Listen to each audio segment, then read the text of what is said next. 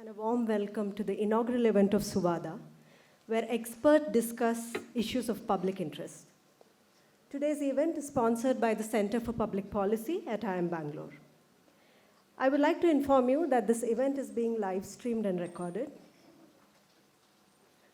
Suvada is a platform developed by a few faculty from IIM Bangalore. It is meant to enable an informed discussion on topics relevant and of interest to public. Through the means of a debate by experts, it aims to take the audience a few steps closer to the truth. Suvada comes from the Sanskrit word vada, an ancient system of debate in India. It follows strict rules of reasoning, where two parties representing alternate viewpoints engage in a discussion. The topic for today is CAA, NRC, and the idea of India, an issue that unarguably is the most debated issue in India right now. We have two expert guests with us, Honorable Members of Parliament, Dr. Rajiv Gowda and Dr. Swapan Dasgupta.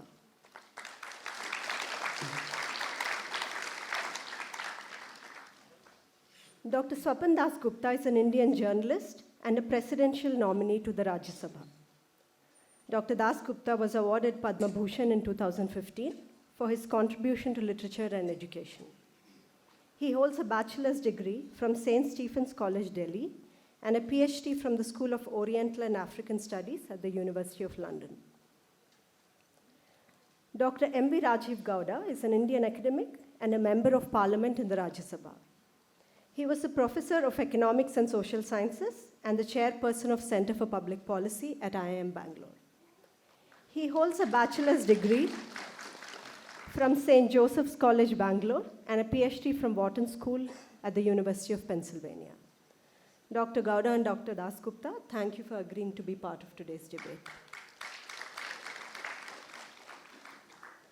The spirit of Suvada is that we are not looking for an endorsement of a certain viewpoint and that we are open to debate. To uphold the spirit of a healthy debate, the audience and speakers have a responsibility, and I'm going to lay that out clearly and unambiguously. The speakers and audience are to follow respectful conduct and informed speech. In the event that the discussion strays into non-informative, rhetorical, or instigating territories, I will intervene to bring it back on course. Let me map out the next 90 minutes for you. First, the speakers will make their opening remarks. Each will have up to 15 minutes.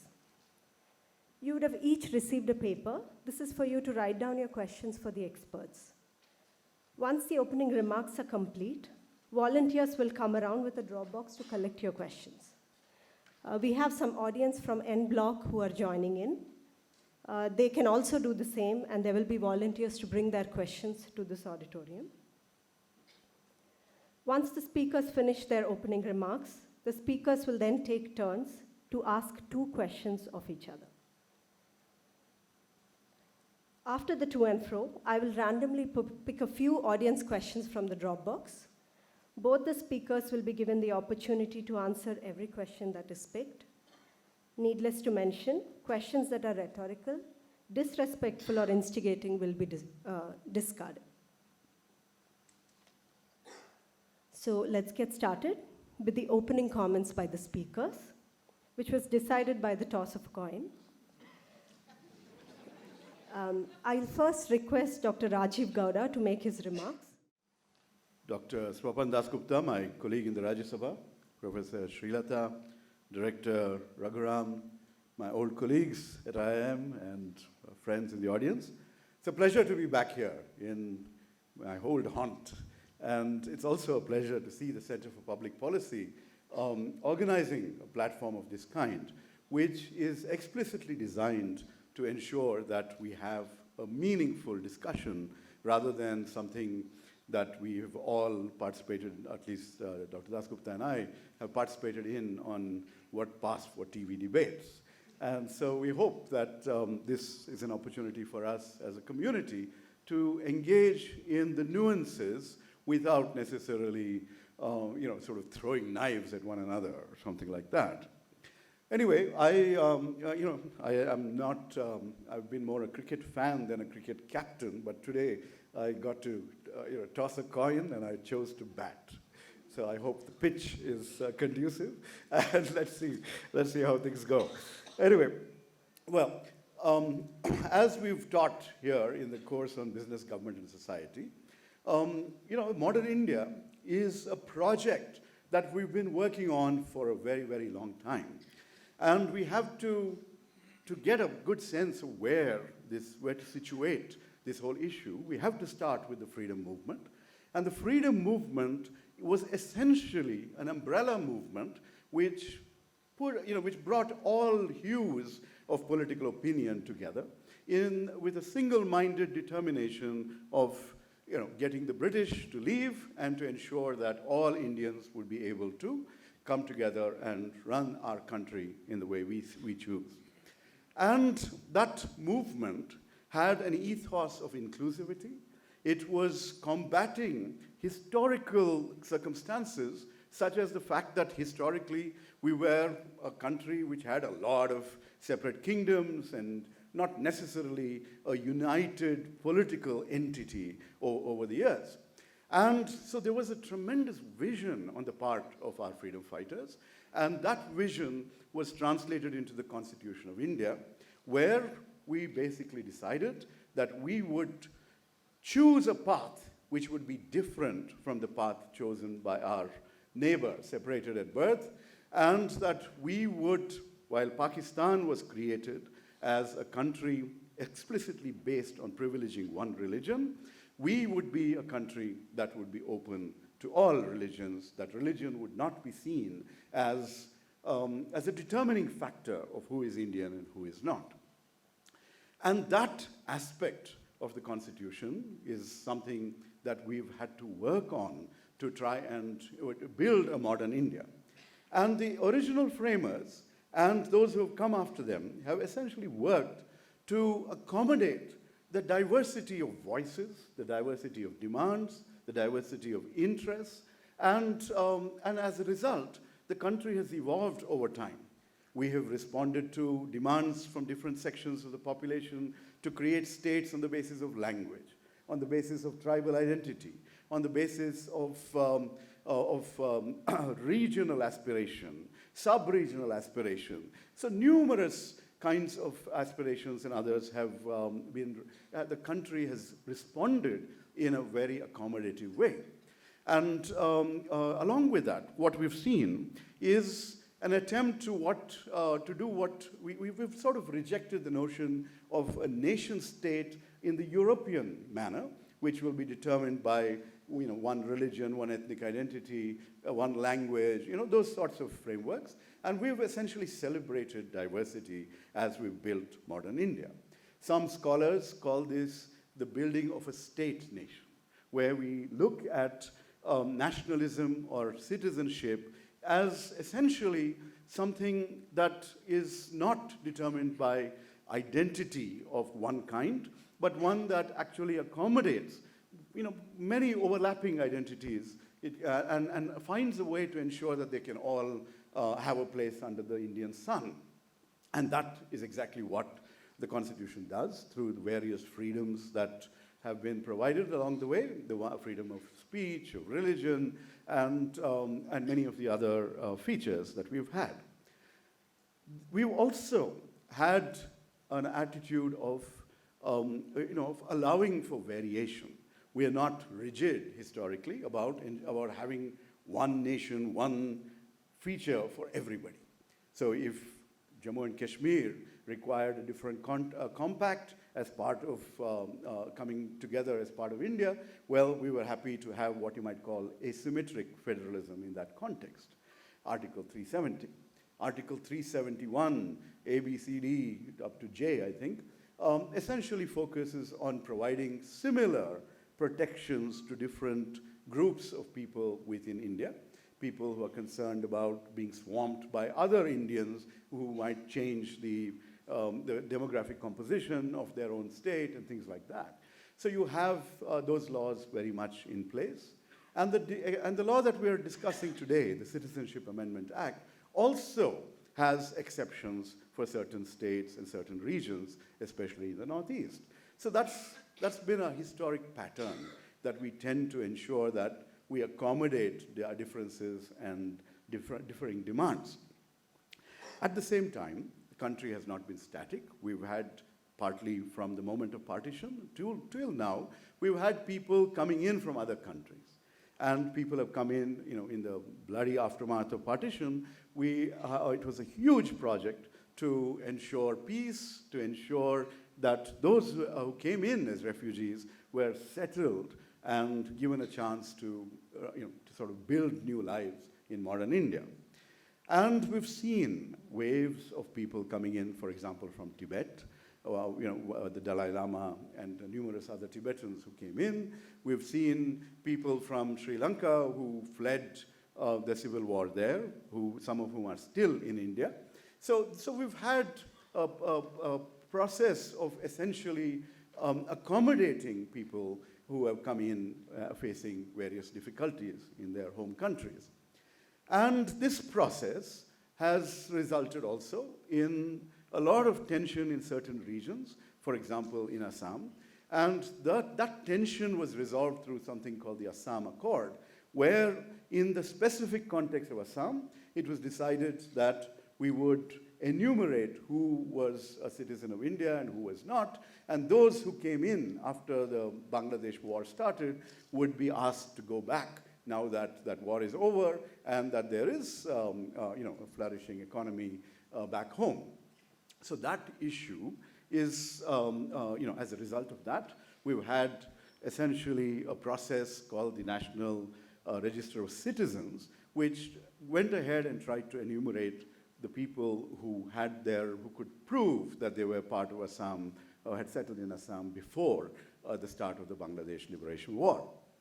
Now, that NRC process has turned out to be a bit of a nightmare, partly because a large number of people, about 19 lakhs, have been declared stateless or of dubious citizenship.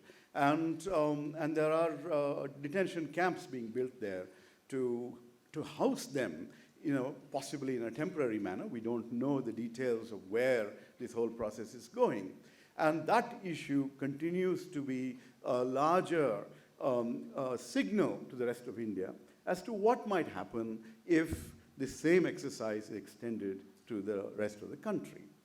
And so far, we've seen that the Citizenship Amendment Act has come in as a fairly innocuous and benevolent act, which goes out there and tries to provide fast track to citizenship to people who have fled other countries, possibly because of persecution.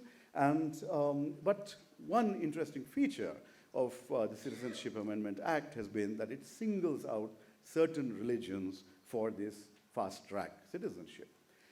And so while it seems fairly limited in scope, the Citizenship Amendment Act is facing tremendous resistance. A lot of people are quite upset and agitated, myself included, and we've been out on the streets protesting against the Citizenship Amendment Act. Why are we doing that?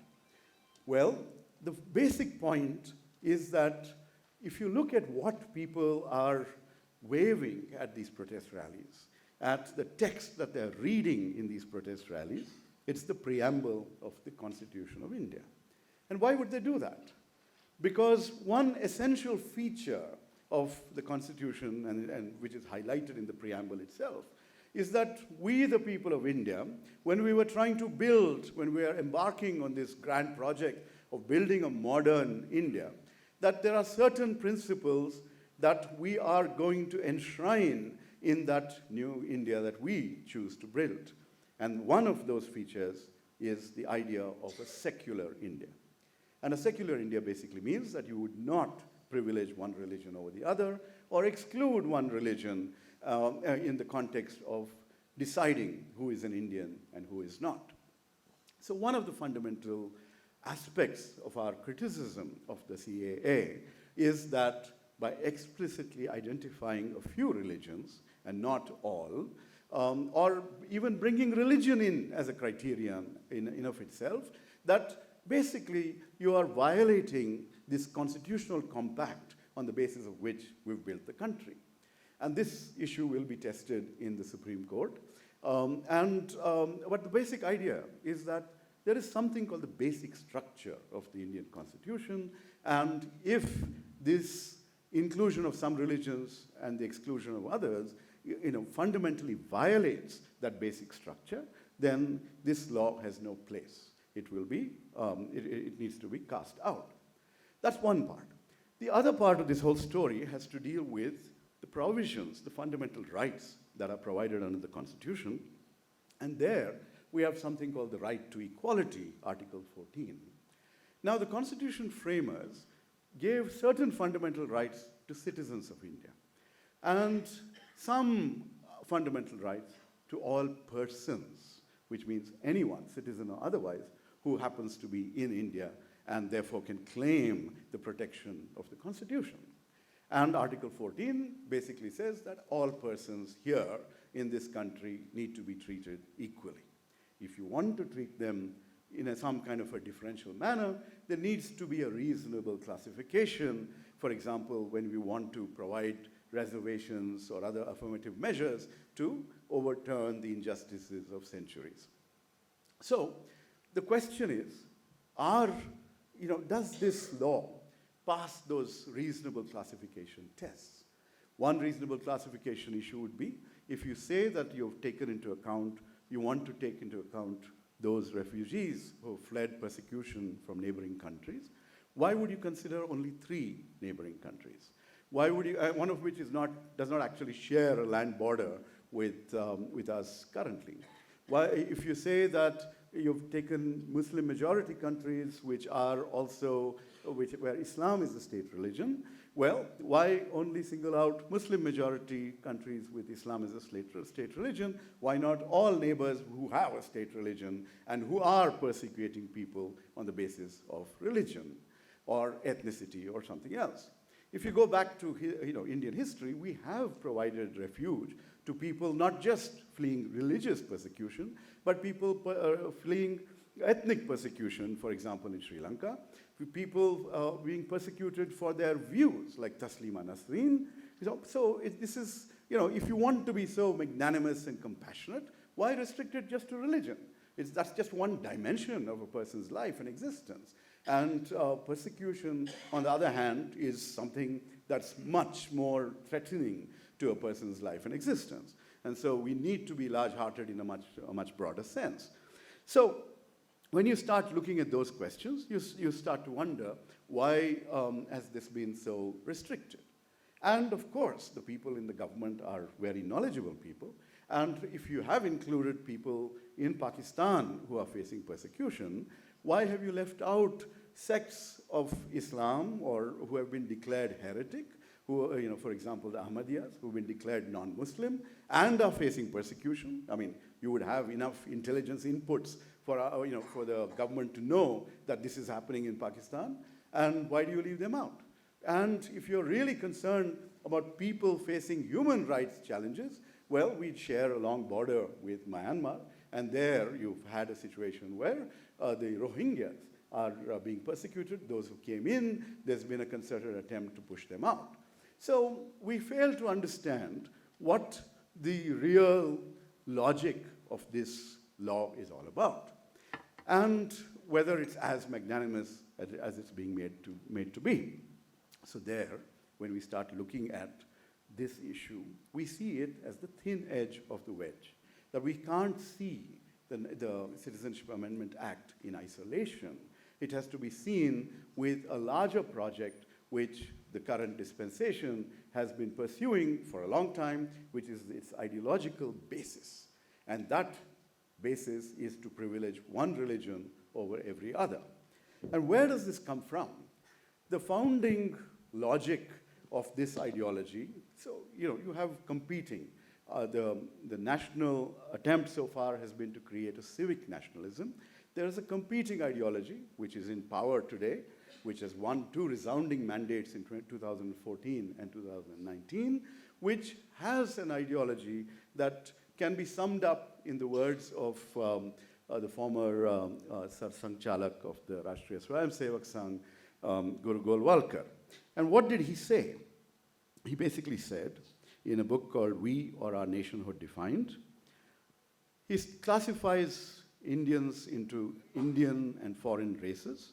And he says the foreign races in Hindustan must either adopt the Hindu culture and language, must learn to respect and hold in reverence Hindu religion, must entertain no idea but those of the glorification of the Hindu race and culture, must lose their separate existence to merge in the Hindu race, or may stay in the country wholly subordinated to the Hindu nation, claiming nothing, deserving no privileges, far less any preferential treatment, not even citizens' rights. So this Rajiv, statement, sorry to interrupt. running out of time? Yes. Yeah, give me a minute. Okay, so I'll just finish off. Anyway, so I should have finished off right there. That was a fairly powerful statement by Golwalkar. But that is what essentially is driving the larger mission here of following up the SEAA with a nationwide register of citizens, national population register, which will, out of the blue, start asking every Indian citizen to prove that they are a citizen of India. So it's very, very surprising to us that someone who has won a mandate to go out there and build a nation that would be a very, very powerful economy and things like that, essentially has wasted his first mandate on demonetization and is wasting his second mandate on de-citizenization. And fundamentally, we would argue that we cannot separate the CAA from the larger context of the NCR. And we have, I just want to say one last statement here before I end, and that's from Ambedkar. It's about constitutional morality. He says it's not a natural sentiment, but something that we have to cultivate. And that's not an easy project. It's something where we have to rise above our own biases and our own prejudices. That is something that's a work in progress. And the CAA and the NRC and the current government's agenda is counter to everything that we worked hard to build in modern India. Thank you. Mr. Director, Madam Chairperson, my colleague Rajiv Gowda, and all of you who braved the very daunting traffic of Bangalore to be able to attend this discussion. I was told it's not a debate and it's a discussion. I'm also very grateful to IIM Bangalore for holding a discussion under these very convivial and very agreeable surroundings. My own experiences of debating in the recent past on this rather contentious thing has been a little more choppy, if I might say so, so at least one gets a chance. So I was also told that let's keep rhetoric to the barest minimum.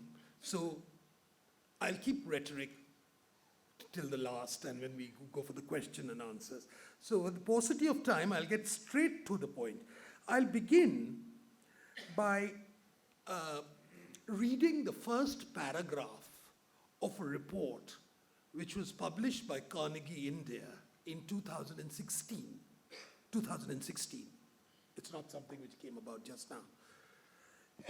And I quote, India's geostrategic location, its relatively sound economic position vis-à-vis its neighbors, and its liberal democratic credentials have long made it a magnet for people in other parts of the region who are fleeing persecution in their countries of origin or looking for a better life. Refugees or illegal immigrants from Tibet, Afghanistan, Sri Lanka, Myanmar, Pakistan, and Bangladesh have found shelter in India. While refugees coming from other areas, including Tibet, Sri Lanka, Afghanistan, and Myanmar, have been dealt with in a somewhat systematic, although ad hoc manner, the influx of refugees / illegal immigrants from Bangladesh has largely been left unattended. Now I read this first paragraph of this report just to put in this context. Why the CAA?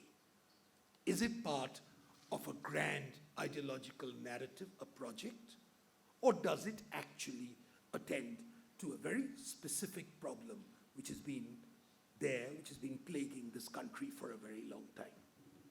As we are all aware, partition happened in two parts of United India.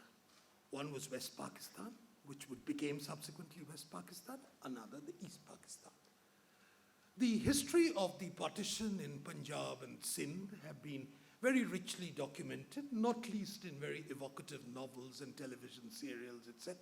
People might remember things like Tamas, The Train to Pakistan, very famous novel by Kushwant Singh, and other such things. And there's a wonderful museum of partition which is there in Amritsar also, which also documents this human tragedy of what took place.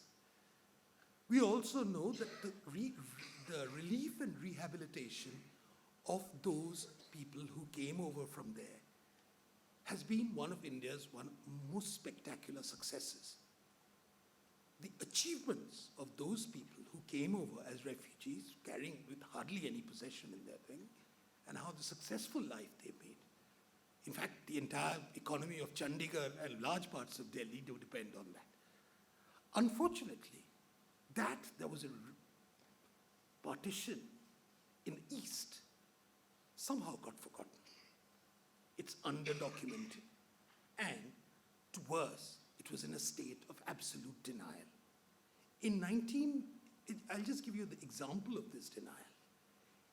The Constituent Assembly decided that by July 1948, individuals must decide whether they are going to Pakistan or whether they're going to be in India. July 1948.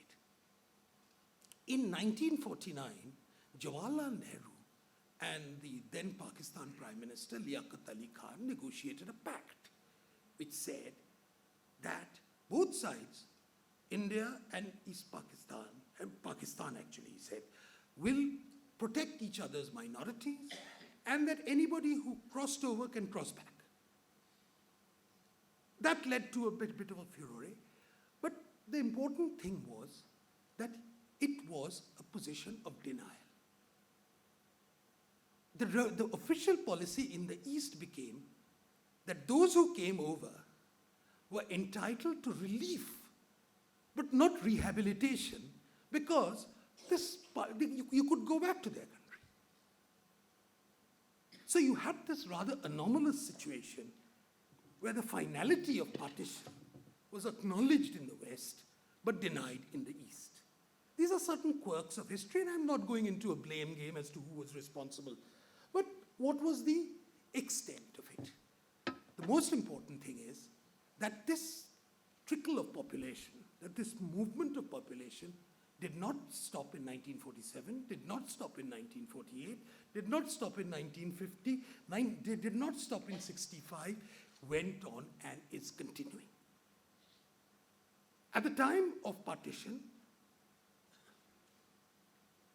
Hindus constituted 28% of the territories of which is now Bangladesh, then East Pakistan. It fell to 20% in 1965, and it is now something like 9 or 10%. Now, I'm just going to quote, and I just want to be, because this is IIM and this is not a rhetorical sort of institution, I want to be strict with data. According to a study by a Bangladesh demographer stroke economist, Abul Barkat, between 1964 and 2013, 113 lakh Hindus left Bangladesh, and he quote, due to religious persecution and discrimination. And I'll tell you the extent of the exodus. It would be an eye-opener because this is not something which is often publicized. Between 1964 and 71, 64 and 71, 71 is when the liberation war began in Bangladesh, 705 Hindus used to cross over daily from Bangladesh to India. Between 1970, daily, that was 705 people daily. 1971 to 81, 512 daily. 81 to 91, 438 daily. 91 to 2001, 767 daily. 2001 to 2012, 774. Now, so I'm just stressing that there is a magnitude of a specific problem in a country, which we faced in the East. It has affected, it has distorted, it has caused turbulence in Assam, it has caused social tensions within large parts of West Bengal. But Hindus are not the only one. You know, there is the borders of the two countries are, but sort of, you know, one side of the field is India, the side of the field is Bangladesh, etc. So it's there. So this whole issue of immigration has been of a large number of people, particularly those who came after 1972 to now, who live in this twilight zone. Are they Indians? Are they Bangladeshis? What are they? They live an entire life on the basis of forged documents. Now the question arises, okay, it's there, but why nationality? The refugees have been there all along. We've had the experience of about 85,000 people, or between 85 and 100,000 Tibetan refugees who came over with the Dalai Lama in 1959. We are not extending nationality to them. Why not?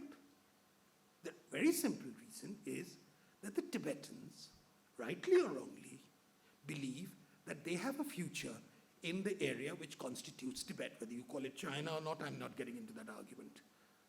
They believe they have even formed a Tibetan government in exile. So for them, emotionally, India is a place of refuge. Strictly speaking, it's a place of temporary refuge, this might change in 30, 40, 50 years, but as of now, that's what it is. For those who crossed over out of religious persecution from these places, whether it's in Afghanistan, or whether it's in Pakistan, or whether it's in Bangladesh, they have lost their nationality. They have, in effect, lost their citizenship. They have no future in those countries. The issue which my friend rightly pointed out, Pakistan was formed on a set of certain principles. Those principles, when they operated, left these people without any shelter. So what we are talking about when the CAA is that we are talking about a very specific, unattended problem which has been plaguing Eastern India. I know Eastern India is not a very fashionable part of the world. It's some people call it the armpit of the subcontinent, but that's a different matter altogether. But these are human. That is the reason.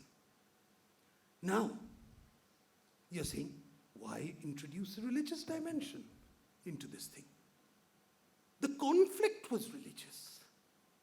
We didn't create that conflict. The conflict was imposed. And you're saying we should not even acknowledge it.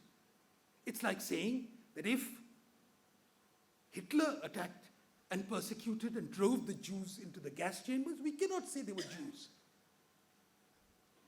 We cannot say that. So why this thing? What is it doing? Does it change our nationality laws? No, it doesn't. What it does is basically, it recognizes a problem. Two, it recognizes that there is the twilight zone in which these people operate. It seeks to put order into this whole system for a time. Bring what is underground, overground. Throughout India, we've been going through this stage of getting a very unorganized, informal sector India into some sort of order. Now, whether it's a good thing or a bad thing is a different matter altogether. Technology has come in great useful to us. The entire process of the Aadhaar cards, the PAN cards, the GST are all attempts to actually create an order into this whole business. Citizenship throughout the world follows a certain logic. Throughout the world. I mean, India is not sort of rocket science in any way. The United States, you have different classes of citizens. You have green cards, some people who have some rights but not others. others who have guest workers, and every country has a thing about what is legal and what is illegal. And every country once in a while goes through this period of amnesty. Now here we recognize, what we are doing here is we've recognized a specific historical problem of people who got left behind because of partition and their descendants. And now you can say, that's none of our business. I beg to differ. I think there are a difference. If some of you have gone to cellular jail in Andaman Islands, you'll find the rule called the scroll of prisoners who went there. You'll find that something like 75%, unfortunately or fortunately, happen to be Bongs, Bengalis, Bengali names. And of that 75%, you'll find 60% are Hindus from East Bengal. Now, I happen to be half of that. We call ourselves Bangals. We are half of that. So there is a certain emotional connect to this, that why people who got left behind, and because they're deceived because of this whole thing about that you can stay safely. Now comes this larger question. So I think it was important for me to explain that there is a particular context. And for these people, India is their natural homeland. When we went to, as I was a member of the parliamentary committee which went to various parts of India to meet with these communities, I went to a Banjara community in Rajasthan. They'd come over about 5-6 years, really poor. I mean, poverty of a level which is unimaginable in the Indian context, who'd come over from Sindh. And so one of them said, why did you come to India? That man, the chief of the community, he sort of looked and said, Saab, what do you mean? He said, but why did you come to India? One of the parliamentarians grilled him. And he said, Saab, ye to hamara desh hai. So you can understand. I mean, I don't want to get emotional about it. But I think what we are looking at is a very specific, we'd be heartless to the nth degree if we did not attend to this through a special purpose vehicle. I'm using that language because that's precisely what it is. It does not take away anybody else's right. I personally played a role in Taslima getting rights to stay in India.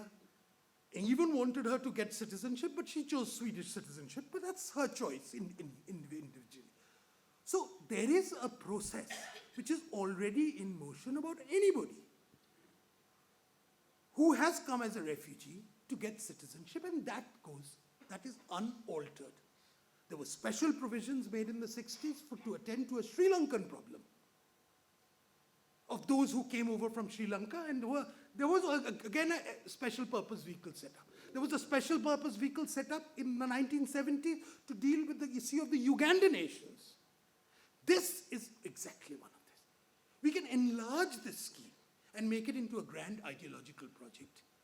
We can, if we want to. But I would urge you that look at it in specific terms as to what exactly it does. Now this larger question is asked about the NRC. Now, there is two things. One is there is the NRC in Assam, and one there is an idea called the NRC, which means in India we should have documented citizenship, which is a problem. India is a largely an underdocumented society. So there are large obstacles in this. The NRC exercise, which was done by the Supreme Court in Assam, was flawed process. I think it's across the board in all political parties recognize that it was a seriously flawed process. It differed from district to district. Dhubri, they said we don't recognize X cards. In Barpeta, they said something else. You know, so there was sort of norms were sort of recklessly, and you got about, how many, I don't know, 19 lakhs or so who were there, of which 800 are in detention camps now. Dr. Dasgupta. Yeah. So I would say that till we get to this NRC, it's just an idea of should we go in for actually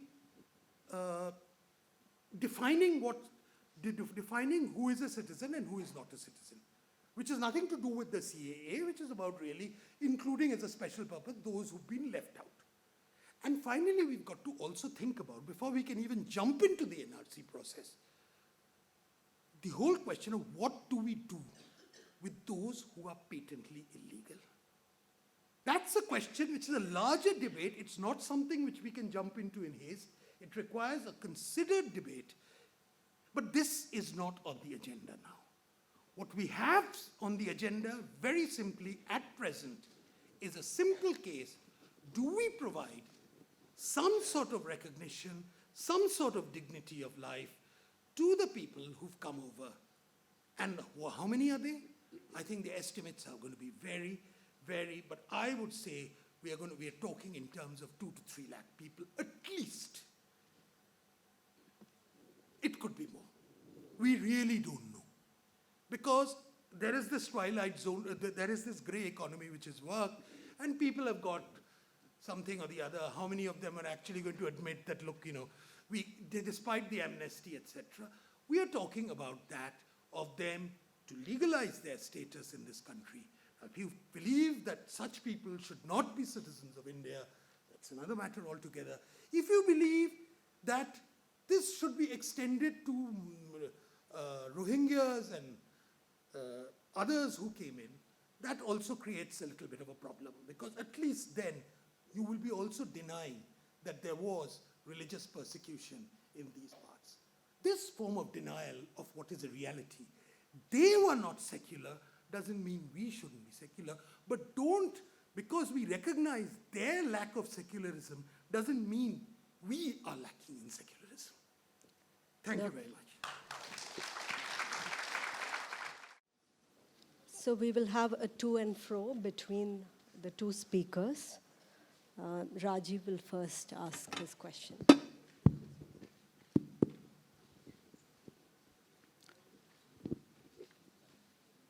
Swapan, our Home Minister made a statement in public, which is available for all to see. He said, "आप chronology समझ लीजिए. पहले CAA आएगा, उसके बाद NRC आएगा." And then he went on to say that after that process is implemented across the country, you will have people of certain religions need not fear that they will be, whether they have their papers or not, they will be considered as Indians and given a fast track to citizenship. And what's left unsaid is that one religion will be left out. Now, when he himself, who was the second most powerful man in the country and in charge of this entire exercise, when he himself has made that public statement more than once, and even in our own house, not in those exact same words, how can you ask us to look at CAA in isolation when in reality it is part of this grand design which will result in essentially the disenfranchisement of our largest minority? Firstly, thank you, Rajiv, for asking this question. Firstly, there's a difference between an electioneering speech and what is a considered thing. The most important point is, what is the difference between CAA? We know what CAA does, and I think I've been quite explicit in that. What is the term NRC? NRC has become a shorthand for defining whether we should undertake that exercise of whether we should find out whether their X is a citizen of or how many citizens of India there are or how many non-citizens there are. Is that a worthwhile exercise? Should that exercise be done? In Assam, they believe it should be done, which is why they went in for that, which is why that accord was signed in the first place. In large parts of the country, they believe it should be done. I've met various people in Bangalore who believe that should be done. Now, that is a very, very complicated process. And we have to learn from the Assam experience. It's not something which should be treated casually. We need to know how is it to be defined, how is it to be designed, and most important, what do we do when those who are found to be patently untrue. But from that to jump to that conclusion that members of one community is going to be disenfranchised is to me a semantic leap of faith, but it doesn't certainly stand up to any scrutiny. I can certainly say that not one member has been disenfranchised or anything like that on the CAA, neither will it be. No one's nationality has been taken away because the CAA does not have the provision to take away anybody's nationality. The second point you're suggesting is that per se every Muslim of this country is going to have to prove their nationality. And I mean, what basis is this? On what basis is this grounded? I mean, it's a nice scaremongering tactic. It can whip up frenzy. It can get people, agitating in places like Shaheen Bagh and other places which I've never not heard of till long. But is it based on anything concrete, or is it just an attempt to focus on other extraneous issues and bring them to the table under the guise of this citizenship debate? That's my point. Now your question. Yeah. I don't get to respond. No.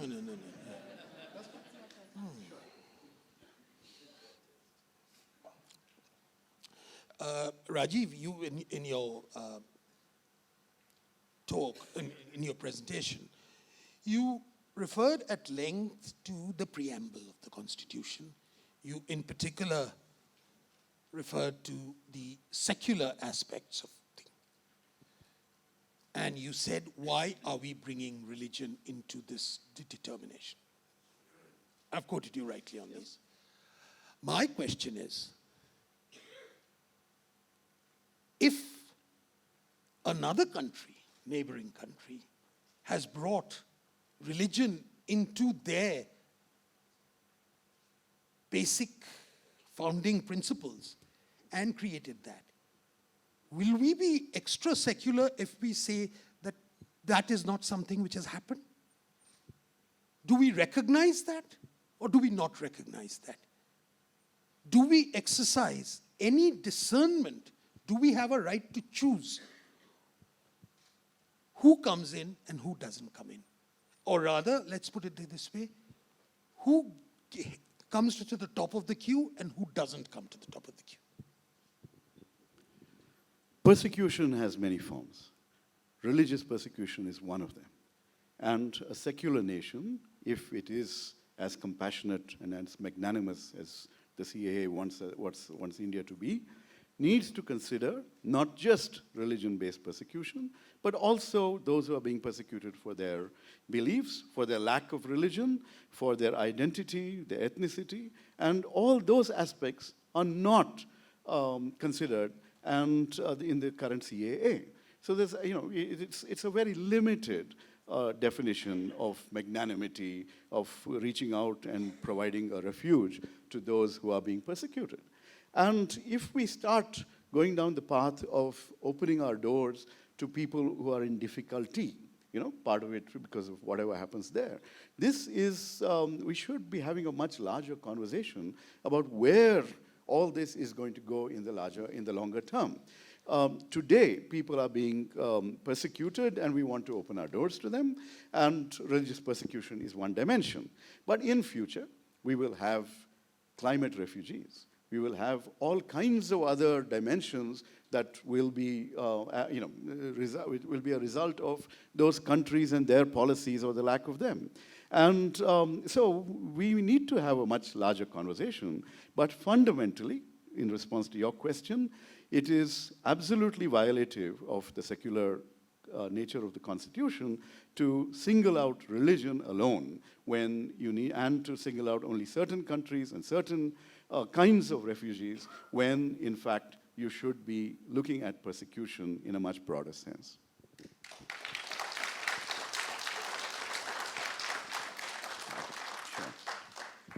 Do you have another question? I do. Well, we have many more.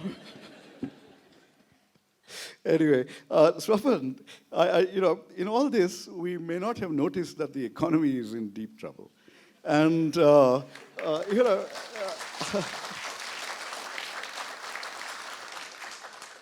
at a time like this, when the nation's energies and the government's focus should be on reviving the economy, on creating jobs, on trying to get the nation on the move towards the $5 trillion or whatever goal we've set, basically, we are just distracting ourselves from that larger goal. We are going to really create a situation where there is going to be so much division and dissent and confusion within the country over, as you said, a small fraction. It's not as if there are 30 crore infiltrators, in this country disrupting the larger economy and taking away all the jobs or something like that. And in this larger context, where are the government's priorities? Why aren't you fixing the economy instead of coming up with these divisive, diabolical laws? Well, it's a question which, obviously, when the entire bill was passed in Parliament, I didn't, for one, witness any similar intervention to suggest that this is a distraction. It was basically suggested that, no, we will fight it in the courts. You've got the majority, we'll fight it in the courts. And that's a democratic right which cannot be denied to anybody. From fighting it in the courts, you moved to piggybacking on a very sectarian form of mobilization, which had really nothing to do with the CAA. I believe that if there has been any diversion from the main principal task of building the economy, that has got to do with the theme of engineered protests, which has been going on, which is really based on the scaremongering which has been taking place in one community. And I don't want to elaborate on that, but I think anybody who's seen these demonstrations will know exactly. I mean, Bangalore may not be representative, but certainly Mangalore is representative. What happened in Kanpur is representative. What happened in Aligarh is representative. I think we know. We don't have to explicitly say so. I think that really, to my mind, the thing. The economy still remains the fundamental task. But under the guise of the economy, if you feel that these people are dispensable and that a lingering problem can be allowed to be prolonged for as long as you want to, I think you're welcome to that.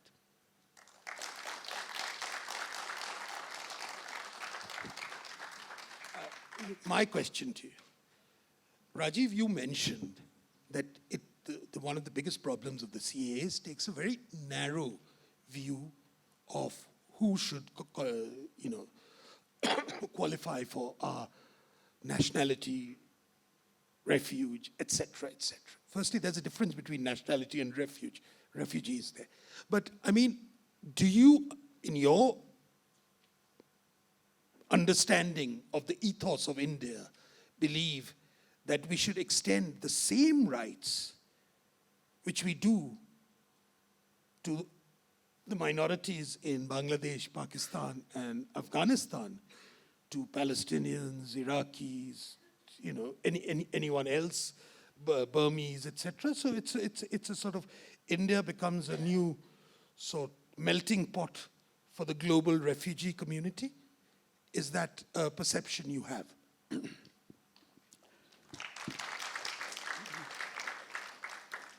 Swami Vivekananda, whose birthday we celebrated a couple of days ago, basically said that he's proud to belong to a country that has opened its doors to people, refugees of all religions. And that is a goal that you might want to think of as a larger goal. This is a goal that even during the Holocaust, there was a discussion amongst even Congress leaders about opening our doors and allowing those being persecuted elsewhere to come to India. This was a discussion with scientists in IISc.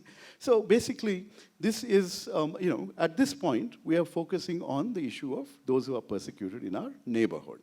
And we do not see any reason for that definition of persecution to be, for that definition to be narrowly focused on religious persecution when persecution takes different forms.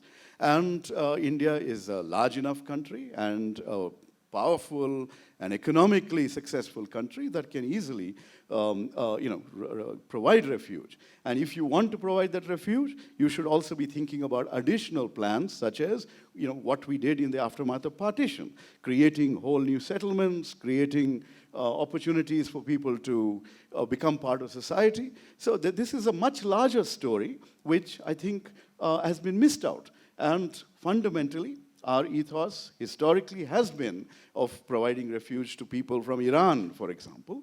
So there's no reason for us to think narrowly on this front. But at this point, I would say, let's think about our neighborhood and let's reach out to those who are persecuted in any way, shape, or form, and not only on the basis of religion, because that religious aspect that is supposedly here in an innocuous manner is really part of a larger project, which you call it scaremongering. I'm afraid that a large number of people, including people who do not belong to the largest minority population, they are seeing this as a loss of faith in the government of the day. They came to power saying one thing, but they are pursuing a different agenda, and that agenda is antithetical to this inclusive, diverse idea of India that we've been trying to build for the last 72 years.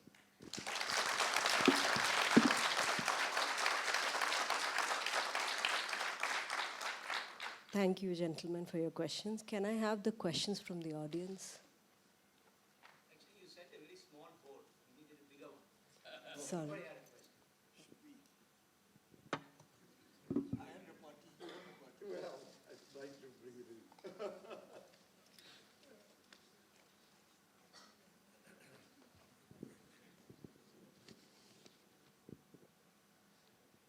So this question says, secularism was a later addition to the Constitution.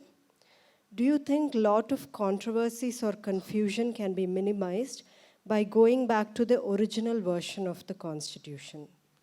Rajiv, maybe you go first. See, the Supreme Court, if you want to get into the specifics, has ruled that the secular identity is very much a part of India and essentially part of the basic structure. And whether the word is formally in the Constitution or not, the entire Constitution is built on the notion that India is a secular country that does not privilege one religion over the other as a state religion, is a country that will, a constitutional arrangement that will provide opportunities for freedom of faith, and in fact goes even to the extent of ensuring that, that religions are given additional freedoms so that they can flourish in this country without fear of being overruled or trampled upon by one religion. So secularism, whether the word is there or not, that's the ethos of the modern constitutional India that we've been trying to build.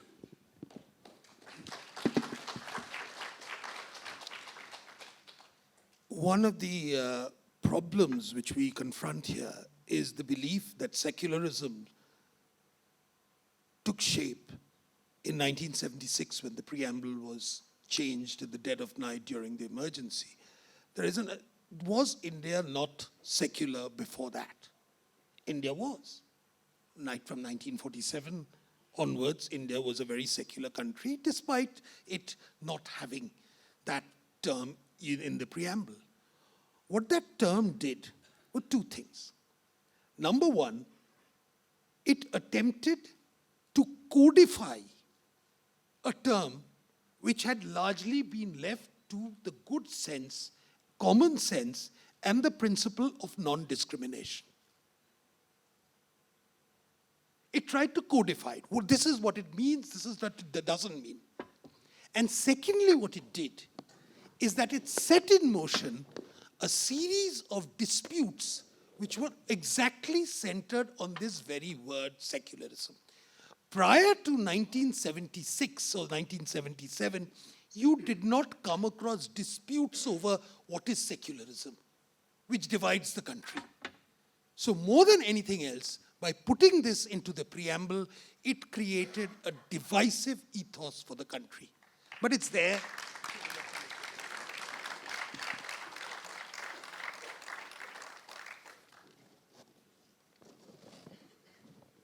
So this question is addressed to Dr. Swapan Dasgupta, but as the rule goes, both will have to answer. Rather than ask the question, what to do with the patently illegal, how do we answer the question, what do we do with the patently legal who can't prove their legality for lack of documents, as has been witnessed for 19 lakh people in the Assam NRC exercise? I think I answered some of this myself, that there are a lot of problems in a country where documentation is very patchy. That it's got to be done in a slightly more imaginative way. It might not have one-size-fits-all national policy. There might have to be a lot of regional variations to this sort of thing. It's not something which can be done casually, but it is just because it is a difficult project doesn't mean it should not be undertaken at some point. To my mind, that is the important thing. Just because this is a huge problem, so let's shelve it. It's a very characteristic Indian way of doing it. You know, let's think of the economy for the moment. Yeah, this is not. We have to think about it. Maybe the design of this might come about through a series of consultation. It cannot be done in haste, that much a day. But also we've got to think about what are we going to do with those guys who are not going to be. It's a thing. Do we go in? Vajpayee, during his tenure as Prime Minister, once suggested the green card solution. Now, the green card solution would also mean a complete sealing of the borders. That means you do one, but you do the other. So these are various options being considered, which should be considered. Secondly, this larger issue about are we not taking in refugees? Look, half the people, half the relatives of the present Afghan cabinet live in Delhi. They are not Hindus, they are not Sikhs, they are Muslims. They are people who fled the Taliban. They have got refuge in this country and they will continue to get refuge. They don't want nationality, for heaven's sake. There is no discrimination going on there. This is for people who have no chance of any other nationality.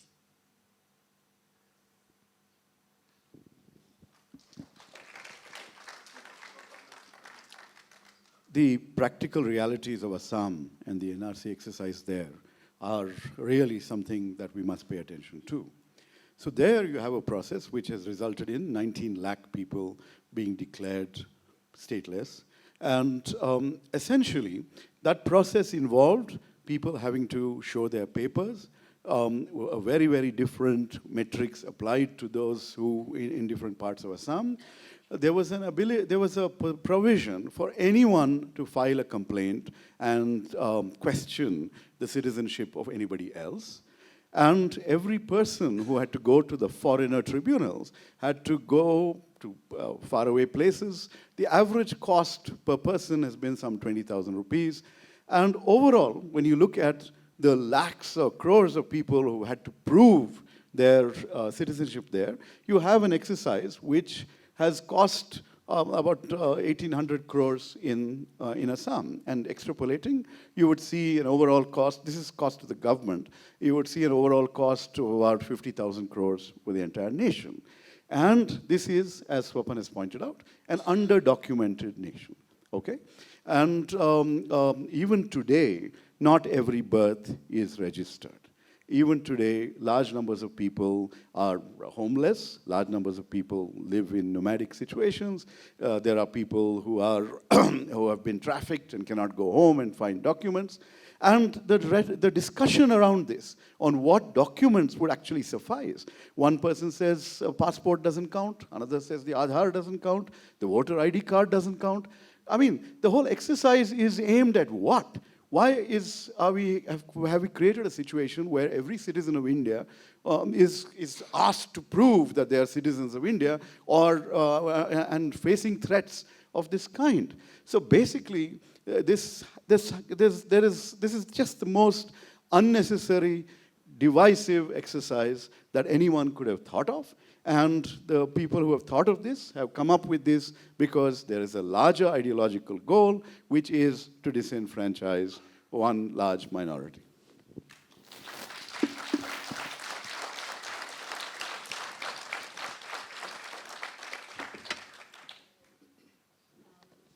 There are two questions, but I'll take the first one only. This is to Dr. Gowda. Why has the Congress been missing in action, even as millions have been on the street?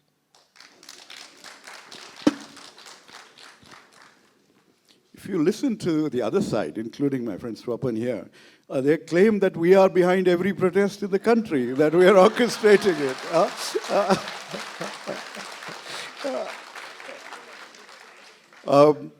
The Congress has recently had a working committee meeting where it's taken a very strong position on this issue. Our General Secretary Priyanka Gandhi Vadra was right there in India Gate, at the forefront of the protests. But I myself addressed a rally at the town hall on the 15th and filed a PIL against the unnecessary imposition of 144 in Bangalore. So basically, a large number of Congress people are part of the protests that have emerged organically and spontaneously across the country as people have come forth to express their anger and loss of faith in the ruling dispensation. And it's much better for the nation for these protests to not necessarily have a political color, for the true,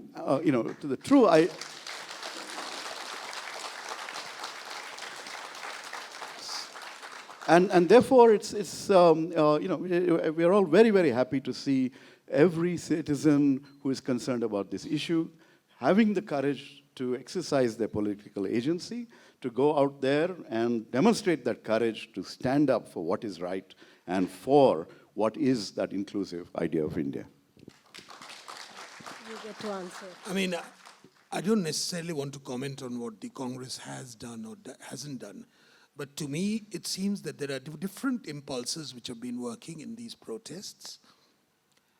The bulk of it has come from the fear which has been instilled in some people that the entire community is going to be disenfranchised.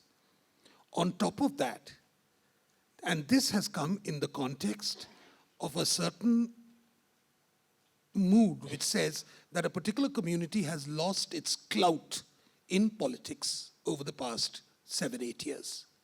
So it's that which has been a major driving force. As far as the Congress is concerned, it certainly got in rather late in the act, but that's their business. What I am a little intrigued as far as the Congress is concerned is that why it should extend its perfectly legitimate right to go to court, etc., on the question of the CAA into a massive operation aimed at disrupting the census operations. Census has been going on since 1881. It predated Amit Shah. It predated his interventions in politics. It predated Modi. And you go and say that the NRA, which is the NPR, is somehow divisive and got to do, this is a standard statistical tool which is used every 10 years in India. This to my mind is not a responsible, and it goes certainly well beyond politics.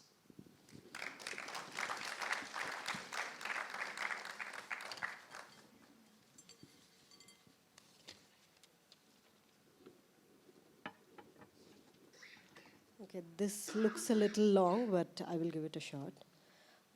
For Dr. Rajiv Gowda, you said the Ahmadiyas are left out, but isn't it true that they reside in a Muslim majority country and they are not a religion but a sect of people who follow Islam? In this manner, if India starts accepting each and every sect, ethnic group, communities of its neighboring countries, then it would not be possible to give citizenship to all. And talking about CAA, it is not about an ethnic group or sect, but it clearly says non-Muslim minorities of Bangladesh, Afghanistan, and Pakistan of the 5 religions.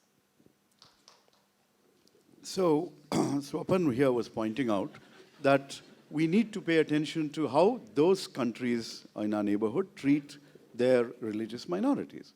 Now, the Ahmadiyas under President Ziaul Haq were declared non-Muslims and have been persecuted ever since.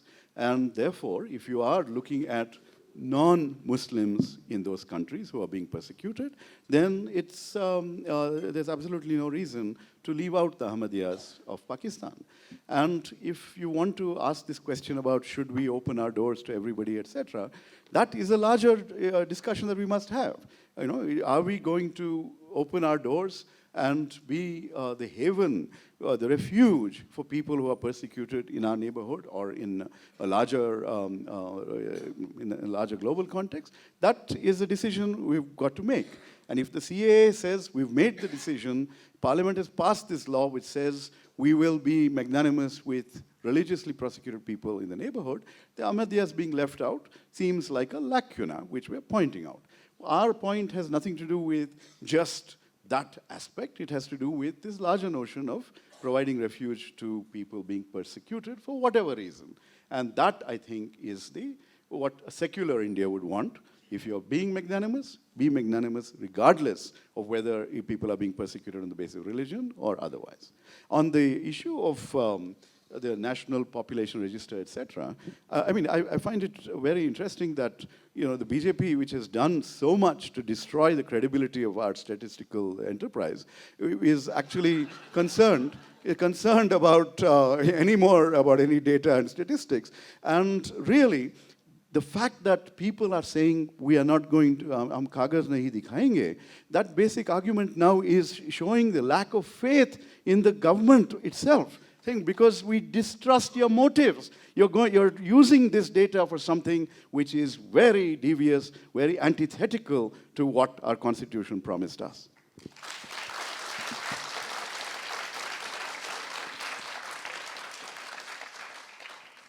If my friend Rajiv Gowda and members of his political party had pressed for the fact that we should enlarge the scope of religious persecution to incorporate the Ahmadiyas, then I think some meaningful discussion would have been. No, it was raised in Parliament, and it was tangentially raised also in the question in the parliamentary committee on this. I think there is a scope for discussion. That you're saying extend the scope, but why, in that sense, say that just because Ahmadiyas have not been included, you should deny everyone else? That's really the point. And I think that bloody-mindedness is something which I think has to be opposed. Secondly, I think the larger question of the census operation, you recognize that it's a completely disruptive thing. And yet, because some writer in her flamboyance said, we will not answer questions, we will not show documents, you want to ruin a project which has been at the heart of India's statistical and other planning systems right from 1881. You want to ruin it? I think this sort of short-termism, since when has the census been used as a criterion of citizenship? I think this coalition of the defeated, which has come in India, is really proving to be very damaging to the health of society.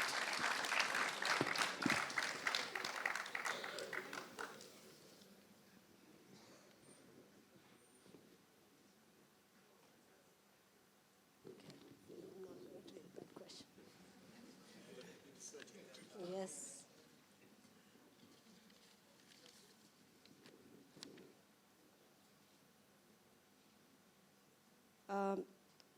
Two small questions, so I'm just going to read them out. On what basis were the countries chosen? If one has to prove that they were persecuted in their country, then why don't you include all religions? I think the first one is one not been answered. On what basis were the countries selected? I think that it was quite evident that these are certain leftovers from the partition era, as far as Pakistan and Bangladesh are concerned. That these are some of the loose ends of the entire partition. Now, I believe Afghanistan was chosen for a very wicked reason. It was chosen not for any other reason, but for the fact that what is called Pakistan-occupied Kashmir has a 1,600-kilometer common border with Afghanistan. And it was chosen just to drive home a particular point.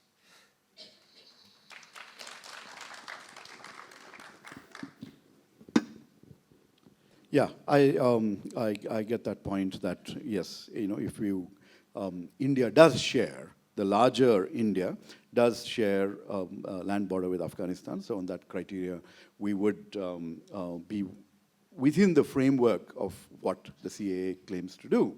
But the whole point is we should, if you want to be magnanimous across people being persecuted, not just in these countries, but our other neighbors. The fact that you've left out certain countries which are in our neighborhood, and essentially we see this as part of the majoritarian project, the ideological agenda that drives this political party, which does not match with the ideology and the ethos of modern India.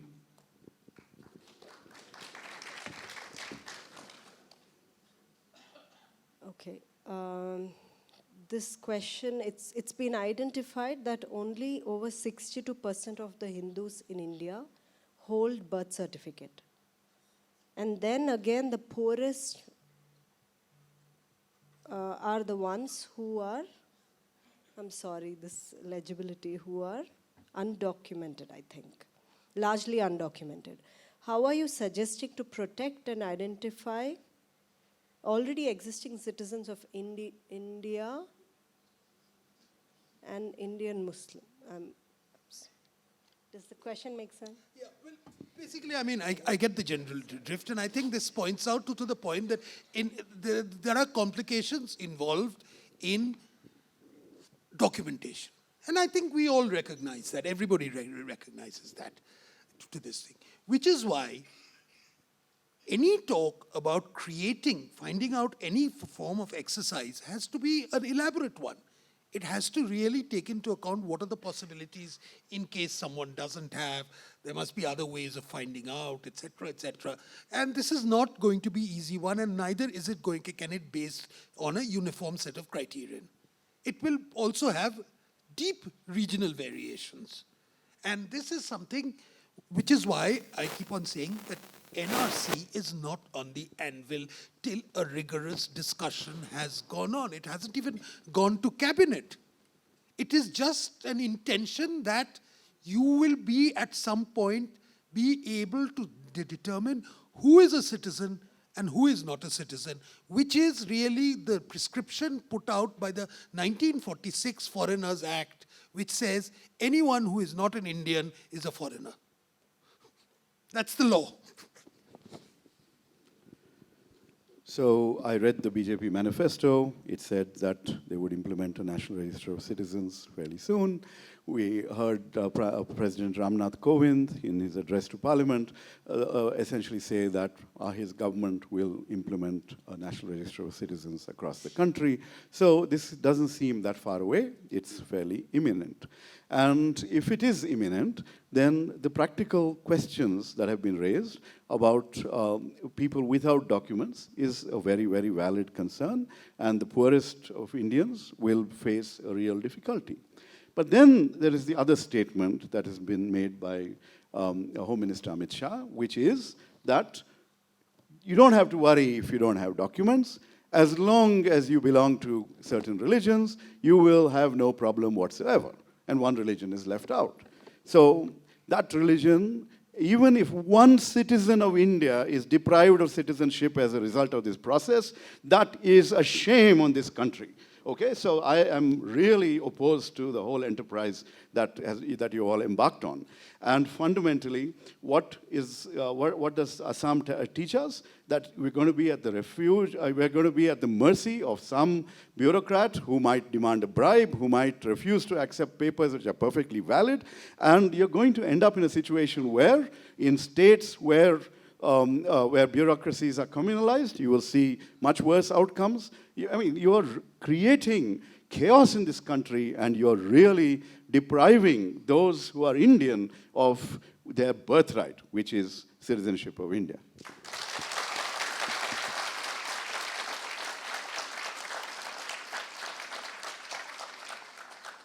So as many of the questions are converging, I'm going to conclude this with one section called the missing question. I'm going to ask the experts to mention one question that we as an audience should have asked that would have informed us a little more. So what is the missing question? What have we missed?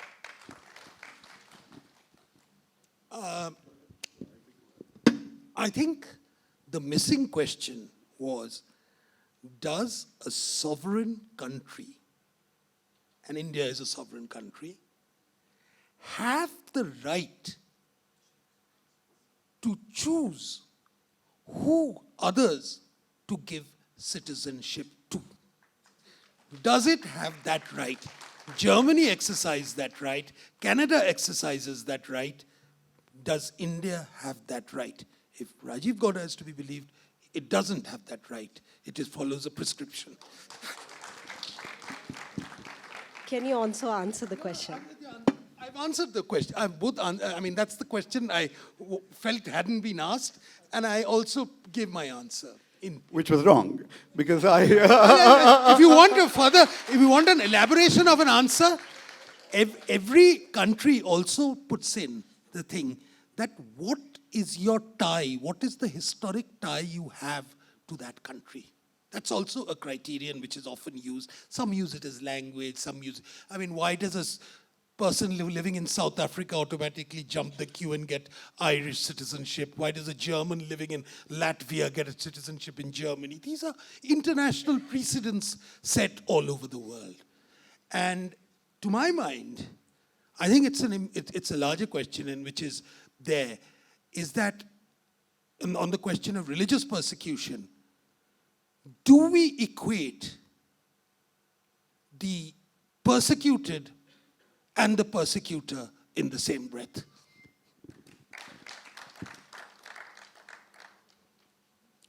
Did you ever imagine that the Constitution, which we had not really taught in a very, very significant manner in our civics lessons, that would come alive, that people would be standing out there showing that preamble, demonstrating that they are true Indians and that they're out there ready to safeguard that ideal of India?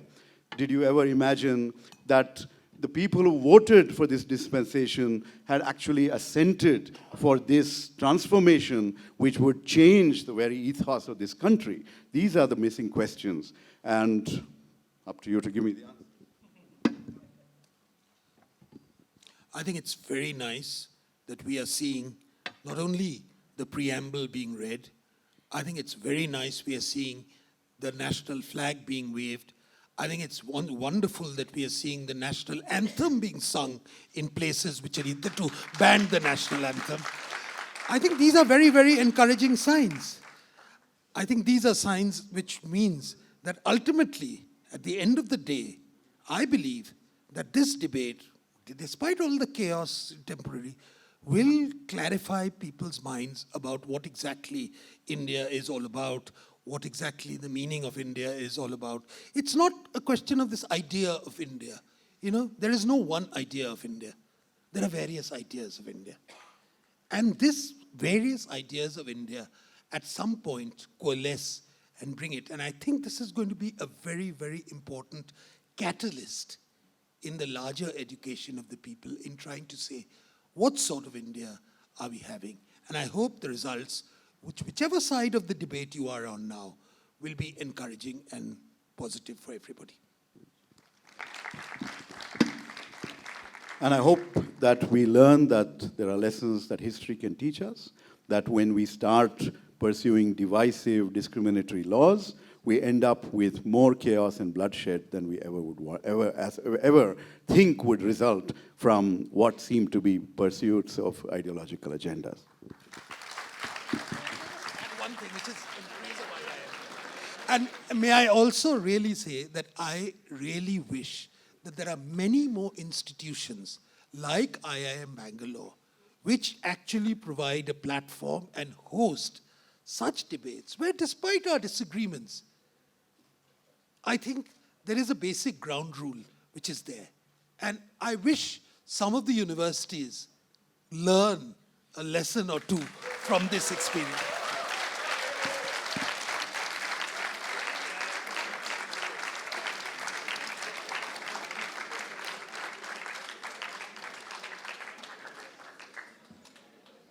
We are almost out of time. I'm certain we'll all agree that we are better informed now than we were 90 minutes ago. We are perhaps better equipped to take the relevant steps towards responsible citizenship. Before we disperse, I would like to remind you all that Suvada is a platform for a healthy discussion of relevant issues.